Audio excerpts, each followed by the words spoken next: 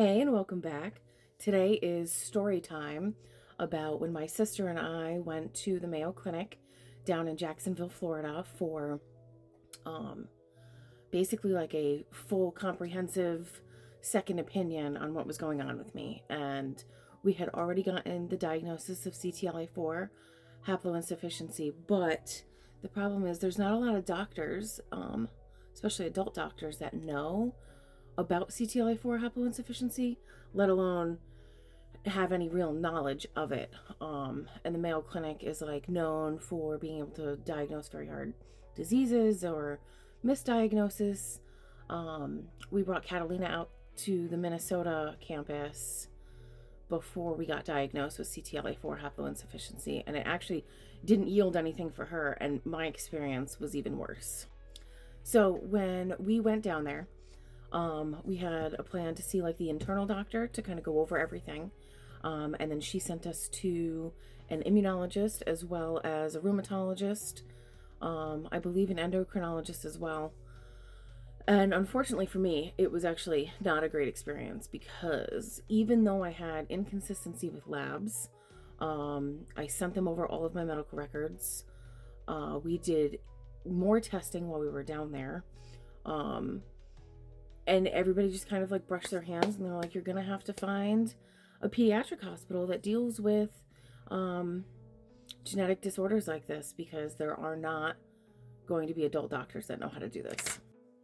One of the first like gaslighting experiences I had at the Mayo Clinic was when I had to give a urine sample, and they tested for a bunch of different things.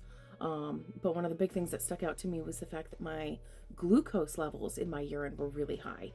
And that's usually only when you have like diabetes or hypoglycemia.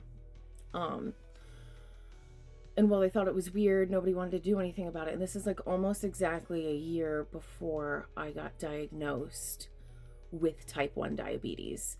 So there were things that were already happening in my body that I was bringing up that were not normal and were not right. How I was feeling after I was eating, even when I was checking my blood sugar, sometimes they were elevated. And everybody just kind of brushed it off. So that was frustrating to then end up getting diagnosed with type 1 diabetes not long afterwards. I think the next and more like devastating for me personally, like forms of gaslighting and just like having unprofessional providers was when we met with the immunologist at the Mayo Clinic. I had a binder where I had all of the information. A lot of that was for me just to keep my thoughts organized. But I had also gotten new information from Catalina's rheumatologist from some of the testing that they were doing in Germany and over in England was showing that not only were we deficient in CTLA4 proteins, they were also dysfunctional and were basically disintegrating during one of these immunological processes. And so while I was like trying to explain the new things that they found, this doctor stops me and goes, I know what you're talking about. I don't need you to explain it to me. And at that point, I was like, okay, this appointment is not going to go how I thought it was going. A lot of the time when you bring somebody with you to these appointments, kind of as like a backup and an advocate, doctors are more willing to listen. In this case, when it was my sister and I, it didn't matter that I had somebody with me. I was too complicated, and it was something they hadn't really treated before. Everybody's different, so it was just like another situation where I'm getting passed from doctor to doctor and not getting a ton of answers, because they just don't know what to do, and a lot of times they don't want to admit that they don't know what to do.